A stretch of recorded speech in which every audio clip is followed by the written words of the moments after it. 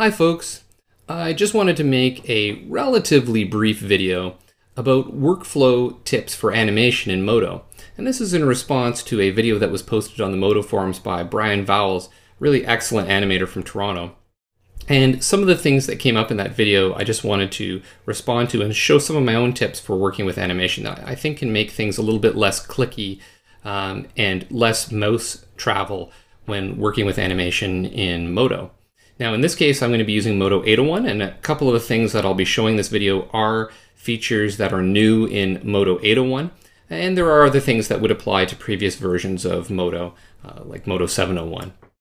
And we're also going to be animating using an ACS character. Now ACS is a third-party bipedal rigging system for Modo, and I can't recommend it highly enough. It's a really robust, excellent rigging system that allows you to set up and work with your characters extremely quickly.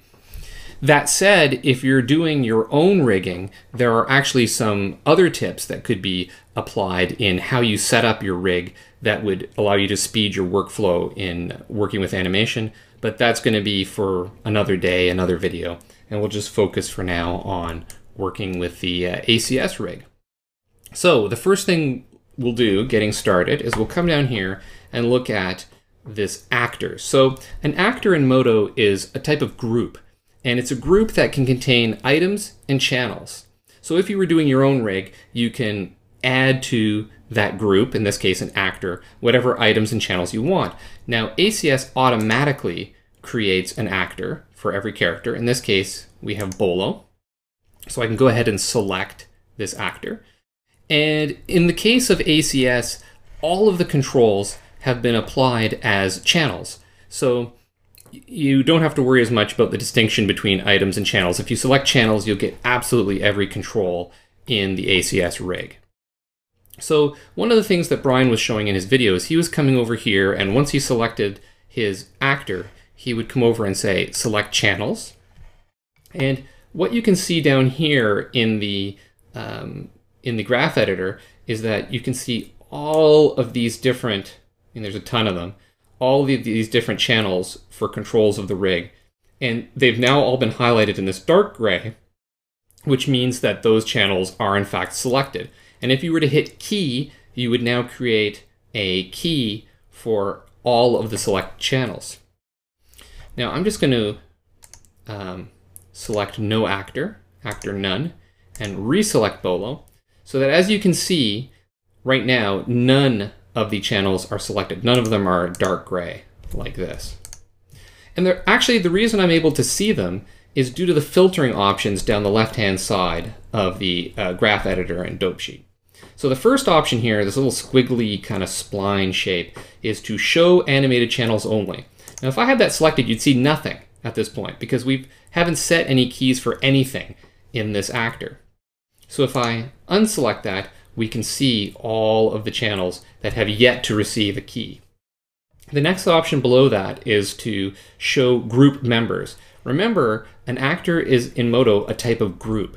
So if I uncheck that, we can see most of our channels and everything has now disappeared because we're no longer seeing the members that comprise the items and the channels that comprise that group, in this case, the Bolo actor.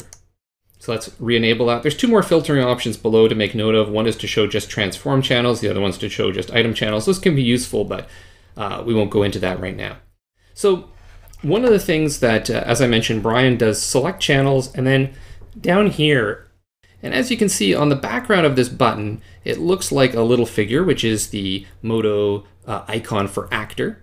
And the tooltip says key animated item and let me try to get the tooltip back up. Key animated item and channel members for the current actor. That would tend to imply that this would only work once you've already created a key for an actor's channel or item. But in fact, it's not the case. So you actually don't have to come up here and select channels first. If your goal is to key everything that's in an actor, all you have to do is select the actor and then hit this button. We'll go ahead and demonstrate that. So I'm going to select none. So we've got no actor selected. Let's select Bolo. He's got no keys set on him, as we can see in the graph editor. And all I'm going to do is come over here and hit this key, this actor. Now, you might say to yourself, hey, nothing's happened here. But that's actually a little bit of an update glitch. If I go to frame 1 and back, you'll see, in fact, yes, we have a key on everything in the rig. Now, why would you want to do that? Well, the reason you might want to do that as an animation workflow approach is due to Modo's auto key mode. So right now it's set to animated. I believe that's the default that you get in Modo. And the idea behind this is, let me just scrub forward down to about, I don't know, let's go down here to frame 15. Okay, so if I grab this upper arm and I make an animation change, so I'm changing a channel value, it automatically generates a key for me. Why? Well, with auto key animated, it's saying for anything that any channel that already has a key set for it, if I make a change, it'll auto key for me. So because we keyed the entire rig essentially back here at 0, that means that anything I tweak from this point on will be auto keyed. And that can be a really, really fast, good workflow for animation. Some people may not like that, and we'll come back later and we can address some ways of working if you don't like the auto key approach. Okay, so again, at any time, if we hit this key all animated channels, again, what it's going to do is, even though I've just tweaked, this upper arm, so right now we're going to be saying if I filter it to keyed, I can now turn on this filtered for keyed because everything in the rig has been keyed back at 0.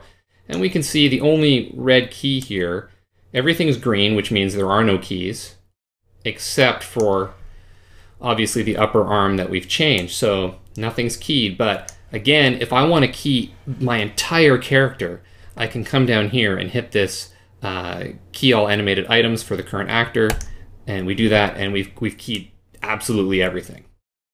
That might be a way sometimes if you want to hit a pose and you don't want to forget something that you don't want to interpolate between this and the next key, so you just want the entire body to make sure that it's all keyed, then you could do that. A lot of the time, I just find myself just using the auto key and working specifically. Okay, so now let's get down to some workflow stuff. One of the things that Brian mentioned is this kind of cyclic process of moving around the interface. And the reason he was finding that is because, well, one is selecting the character. He's coming over here and saying, okay, I want to select my channels. Now I can see my channels, see my keys. Then I come down to the bottom. I might do something down here like create an action. Let's go ahead and create an action. We'll just call this take 1. Okay, so we're going to store our keys in take 1. I should really have done that before starting any animation. Let's go back to the setup. I'll just delete these keys out of there. We can come into our take 1. So we're going to be storing an animation inside of take 1. So, he's going to be doing some stuff down here and then going up here into the viewport and doing animation and kind of tweaking something, then sometimes reselecting channels and coming to the bottom and doing this big cyclic stuff with lots of clickiness. So we're going to try to reduce that. And here's a few tips for doing so.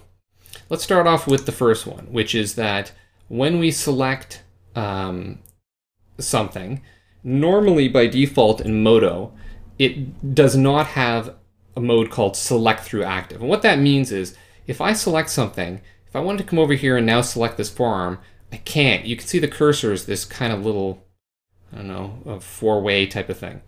And I can't select anything. I actually have to hit space to drop the tool, then I can select something else and manipulate it. And then space drop the tool, click the next thing, then I can manipulate it. So that's adding extra clicks. We don't actually, we don't want to do that. What we want to be able to do is just click on the next thing and immediately tweak it. So what you can do is when you have your widget up, for example, the rotation transform, you can just hit the semicolon key on your keyboard, and that will activate select through mode for rotations. And now what will happen is instead of having to hit space, drop the tool, and then click to select the next thing, we can just go ahead and click, and then tweak, and then click, and then tweak, and then click, and then tweak. Much nicer. Let me come back to 0. I'm just going to go ahead and ACS provides a rest pose. We'll talk about posing in a second. I'm just going to set us back to rest.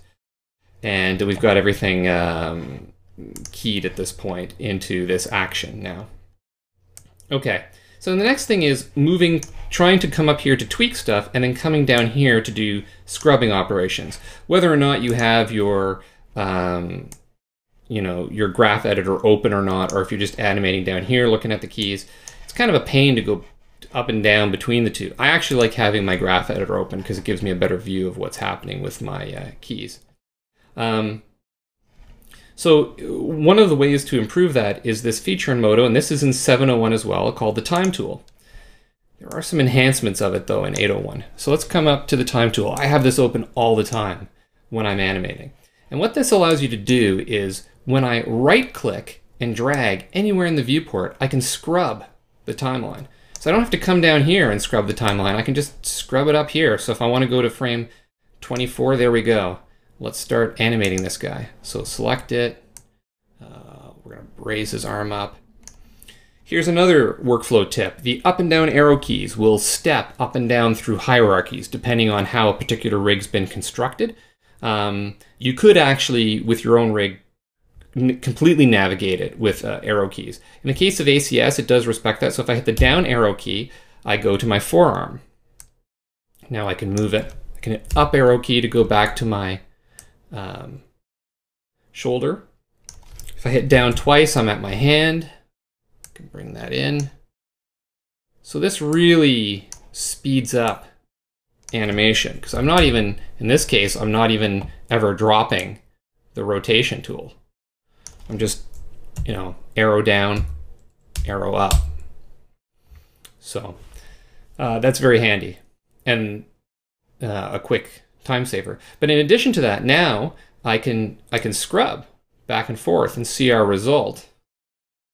And I'm not going down to the bottom to scrub. I'm right where I'm animating, and I'm just clicking somewhere in this gray space and just scrubbing with the right mouse button left and right. Now another thing you can do is there's these little options here which are go to the next key, go to the previous key. If I left mouse button, it'll take me to my previous key. But when I release, it'll pop back to wherever I am. If I left mouse button on this right icon, it'll take me to the next key. And when I release, back to where we are. To make this more evident, let's actually come down here to frame 48. We'll go ahead and we'll make a noticeable change to the animation. Yeah, tweak.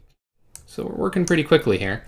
Now, if I if I scrub back to frame 24, so down here you can see we're right in the middle on the graph editor. If I left mouse button, we can preview the next key. I release, we snap back. I left mouse button, the prior key, release it, we snap back. But if you right click on these, it actually takes you to the next key. So right click, I'm at the next key. Right click, I'm at the previous key. Right click, I'm at the previous key. So I can move really rapidly through my keys right here without even scrubbing. The final thing is that if I come into this little gear here, you can set an autoplay range, and that's kind of how many frames you want to loop across when you autoplay, and I'll show you what that is. So with the time control active, if I click with the middle mouse button somewhere in the viewport, it actually does a 12 frame playback around the point we're at. So let's go back to frame 24, hold down that middle mouse button, and there we go. We get this little playback range, and that you can tweak that with your settings. So also very handy. So those that can prevent, just this alone can prevent a lot of the cycling around the interface. You will come down here to change your curves, and you're going to come down here to switch your actors. But you're mostly going a little bit up and down, not nearly as much as before. So one thing that keeps things a little bit clearer is if I'm doing this kind of work where I'm just working with individual controls, if we come back to our filtering and we turn off group, it's going to hide all the members of the group except the thing that's selected. So it cleans us right up. So here we are, we're just looking at the left arm. We can go right arm, you know, bring this down. I'm hitting down arrow, tweaking, down arrow, tweaking. And again, we're only seeing the one control that we're working with. So I can come to the pelvis, and we can make him squat down here. And I can scrub back and forth right in the viewport, right where I'm working. Scrub, check that out, say, yeah, you know, I don't like that. I'm going to tweak that up a little bit. Scrub it, doesn't feel quite right. If I want to snap back to the frame, I can just right click there, tweak it over, whatever. Okay, so those are a few little enhancements. Here's another neat thing for Modo 801. If you come into your actors and you left click on actor, there's an option here to select channels.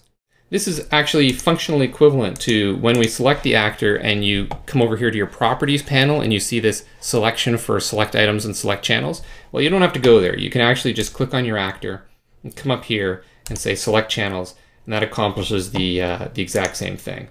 We're not seeing it because I didn't have the group activated, so I have to turn group filtering back on so that we can see it. But that allows us to have access to it, and of course within here too we have access to the new onion skinning, which is really neat. And since this is running long, I won't go heavily into that. One of the other cool things here is if we come between these two poses, there's this new feature in Modo 801 called In-Between Tool. To activate the In-Between tool, you just click this button, and it requires that you've already got keys set on, ideally on either side.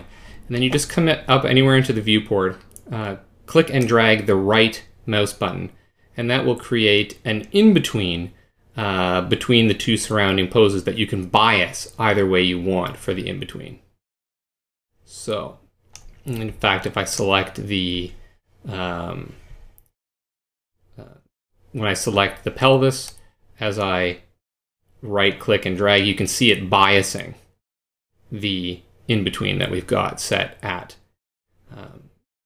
frame 14. So that's a pretty neat feature and kind of a handy speed up as well. Now there's a whole really amazing new feature for spacing chart in Modo 801, and we're already long, so I'm not going to go into that in this video. That'll be saved for a future one, but that can also be a very nifty time-saving feature, as well as improving the quality of the animations. So next up, Brian also made mention of poses. For example, wanting to create a pose for your hand. Say you wanted to make it into a fist, and then be able to recall that quickly. And he mentioned creating an actor for your hand. Now, you probably actually wouldn't want to do that. And the reason is that all these hand controls are already part of the Bolo actor. So consequently, if you created a second actor for just the hand, then you get into a bit of a weird kind of situation with dealing with takes, which are specific to a given actor. And the poses are stored within a given actor. So you really don't want generally to double up that controls are in more than one actor, because if you were to inadvertently in that other actor create a different action, then those two things would become mutually exclusive of each other. So the best thing to do in the case where you wanted to create a pose, for example, well, let's just do something really simple with this hand, for example. So what I can do is I can come out here to frame 30, where we don't have any anything keyed yet. So I can just double check that by selecting all channels, and we can see if we've got anything keyed. Actually, we do have stuff that's being keyed. So I'm going to come out here to frame 60, and now we're just going to go ahead and do some animation on these fingers. It's going to be really, really rough. Again, I'm using down arrows to move me to the next joint rather than clicking on them. So I can just bring that down, down arrow, bring that down, down arrow, bring that down. Next finger, down arrow, bend, down arrow, bend. Good enough. I don't know what kind of hand gesture he's making. Hopefully that's not obscene in some culture that I'm not aware of. But so we've created a bunch of keys, and the only keys out here at frame 60 are the ones that we've created for the hand. So now if we go ahead and say create a pose, store a new pose for the actor, we'll call this, I don't know what he's doing, hand left gesture. All right. And it can say what is the source, and the source is actor items. Now another option is if you selected all the controls in the hand, you could say selected actor items. That's another way of creating a pose from specific elements. But we don't even need to do that, because what we can say here is source channels animated. And at this particular frame, the only keys we have set are for the hand. So we know that we can say animated, and this pose will only be concerned with the keys that are sitting at this particular frame. So I'm going to say go ahead, and now we've got our new pose. So what's kind of interesting is if we go back to an earlier point in the animation, let's come back down here. So you know, here his body is bending. Now, if that pose were storing the whole body, it would be having the arm up like this instead of the arm down. So to kind of show that the pose is only concerned with the hand, we can come to this frame, come to the pose, say pose, hand left gesture, set, and as you can see, it hasn't changed anything else about the character. It's only changed and set the pose for the hand. So we could very rapidly have a series of hand poses and apply them anywhere we want in the animation, and it's not going to affect the rest of the character.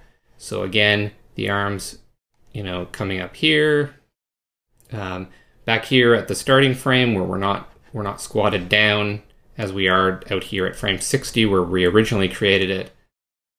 We'll come right back to frame 0, and again we're going to say set this hand left gesture.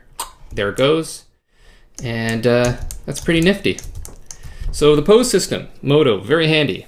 Okay, so this is going to be one last final tip. I promise the video is almost over. And this is to address those folks who don't like the auto key system that I was showing previously. So I have reloaded the scene afresh, and when we select Bolo, you'll see that nothing is showing up here in the graph editor. Why? Because again, we have our filtering option to only show animated channels, and of course nothing has been animated yet. There's no keys set for this character. If I turn off the filtering, we can see all the channels, but nothing has a key yet. So some animators are old school and they don't like the auto key. Personally, I think the auto key is pretty cool, but I can understand people have different ways of working. So you say, no, I only want a key created when I explicitly set it. Okay, fine, so let's turn off auto keying. Now, we can come in and grab this upper arm on the right side, make a change, and nothing's going to happen until I hit S as in Sam on my keyboard, and that's going to create a key. And we can see it popping in here now that I have my filtering set to only show things that are keyed. Now that I hit S, we see the key. If I come down here to 24, move the arm up, it looks like it's setting a key, doesn't it? And that's just Modo temporarily saying this is what this will be a key created. But as soon as we scrub away, the key is gone. So we'll come back to 24, move the arm up. This is a temporary key. You can see it in yellow here. We actually still have to hit the key button or the quick key S to create a key there. Now when we scrub away, it's fine. So the one problem with this workflow, and the tip I'm going to show, is that in order to key, you're keying whatever's selected. So if we are animating quickly and we come over here to 24, for example, and we raise this arm up and we bring it forward, and I hit the down arrow and I go to the forearm and I bend it. If I was to now hit S, what would be keyed? Well, the only thing that's going to be keyed is what is selected, and in that case, it's just the forearm. So when I hit S here, the only thing we have a key on is our forearm. If I scrub away, our upper arm didn't get the changes that we put on it.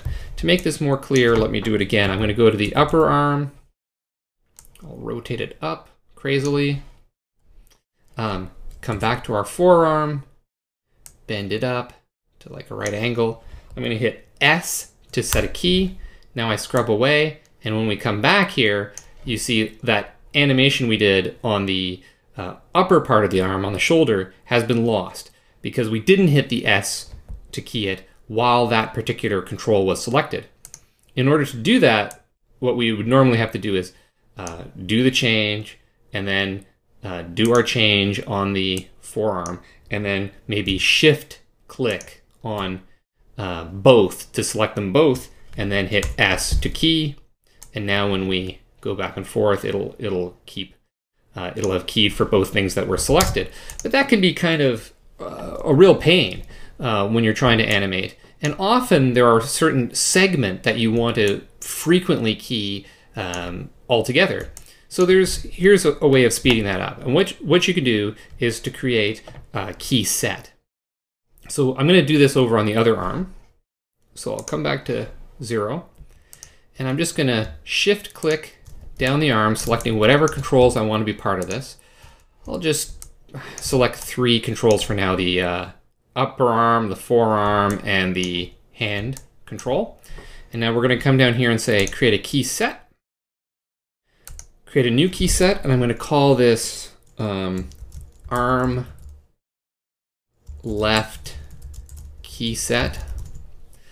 It's going to be a type key set, and it's going to be from the selected channels in this case. Okay. Now if we come over here to our groups tab, we can see there's now a key set called arm left key set key set. I guess that was kind of redundant naming. Just rename that. Call it arm left. Okay, arm left key set. Great. So, and we can select that from in the interface down here, so that if we do a change, so let's go ahead and relax this arm. Let's move it into position. Down, down, arrow. Great. So I've made a few animation changes. With that arm left key set selected, I can just hit key, and it's going to go ahead and create a key for me for all of the members of that set. So I can come down here to frame 24. Now again, I can move back up. We can move this arm up, move the elbow in, modify the hand's position. And again, all I have to do is hit key for the key set, and it's stored all of those options at once.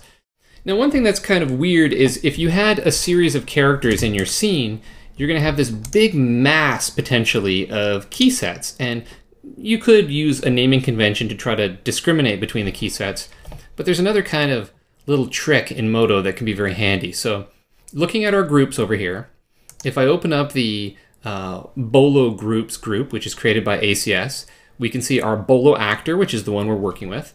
All I have to do is drag this arm left key set and drop it onto the Bolo actor, like that. Now that arm left key set is a child of the Bolo actor group.